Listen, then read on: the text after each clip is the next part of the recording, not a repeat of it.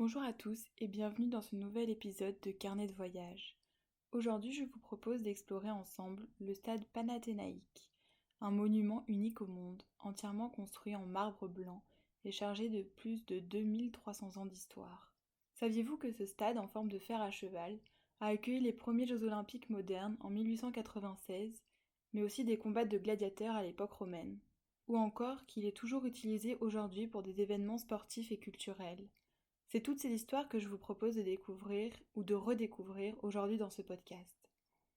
Le stade panathénaïque, aussi appelé Kalimarmaro, beau marbre, a été construit pour la première fois en 330 avant Jésus-Christ, sous l'impulsion de Lycurgue, un homme d'État athénien, après la défaite d'Athènes à Chéronée. Il fut inauguré pour les grandes Panathénées, une fête religieuse et sportive en l'honneur de la déesse Athéna. Au IIe siècle, l'orateur Hérode Atticus le fit rénover et agrandir en marbre, lui donnant sa forme de fer à cheval actuel. Mais, après la chute de l'Empire romain, le stade tomba dans l'oubli. Recouvert de terre et pillé pour son marbre, il disparut sous un champ de blé pendant des siècles. Ce n'est qu'au XIXe siècle, après l'indépendance de la Grèce, que des fouilles archéologiques le remirent à jour. En 1896, grâce au financement du mécène Georges Avroff, il fut entièrement reconstruit pour accueillir les premiers Jeux olympiques modernes.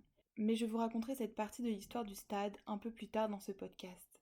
Sachez tout de même qu'une statue à son effigie trône à l'entrée du stade en hommage à sa générosité. Imaginez un stade en forme de U, entièrement recouvert de marbre blanc provenant du mont Pentélique. Il pouvait accueillir jusqu'à 80 000 spectateurs. Il se compose de gradins, d'une piste de 200 mètres et d'un passage souterrain qu'on appelait le Didos, qui était utilisé par les athlètes antiques. C'est le seul stade au monde entièrement en marbre, et sa restauration au XIXe siècle a respecté scrupuleusement les plans antiques. Aujourd'hui, il impressionne toujours par sa beauté intemporelle et son acoustique exceptionnelle. Le stade panathénaïque est entouré de nombreuses légendes et anecdotes. J'en ai sélectionné 4 qui, je l'espère, vous en apprendront un peu plus sur ce lieu mythique. Je vais commencer par vous parler des Panathénées, une fête en l'honneur d'Athéna. Tous les 4 ans, Athènes vibrait au rythme des grandes Panathénées, un festival religieux et sportif en l'honneur de la déesse Athéna. Imaginez, des milliers de citoyens se rassemblaient pour des compétitions d'athlétisme, des courses de chars, des concours de musique et des combats de gladiateurs sous l'occupation romaine. Le stade était le cœur battant de ces célébrations, où les vainqueurs recevaient des amphores remplies d'huile d'olive sacrée, un symbole de gloire et de bénédiction divine. Ces Jeux, ancêtres de nos Jeux olympiques, duraient plusieurs jours et attiraient des athlètes de tout le monde grec. Cette tradition a marqué l'histoire du sport et de la culture antique. Comme je vous le disais plus tôt, sans Georges Avroff, l'homme d'affaires grec établi en Égypte, le stade panathénaïque ne serait peut-être plus qu'un champ de ruines. En 1896, il finança intégralement la reconstruction du stade pour les premiers Jeux olympiques modernes, offrant près d'1 million de monnaies de l'époque. En remerciement, une statue à son effigie fut érigée à l'entrée du stade où elle veille toujours. Une anecdote peu connue à son sujet, Averroff avait exigé que le marbre utilisé provienne des mêmes carrières que celui du Parthénon pour respecter l'esprit antique. Grâce à lui, le stade a retrouvé sa splendeur et son rôle dans l'histoire olympique. Chaque année, le stade panathénaïque accueille l'arrivée du marathon d'Athènes, un hommage à la bataille de Marathon, en 490 avant Jésus-Christ, où un soldat grec aurait couru 42,195 km pour annoncer la victoire contre les Perses. Les coureurs modernes vivent une expérience unique en franchissant la ligne d'arrivée sur cette piste historique, là où des athlètes antiques se mesuraient il y a plus de 2000 ans. Voilà.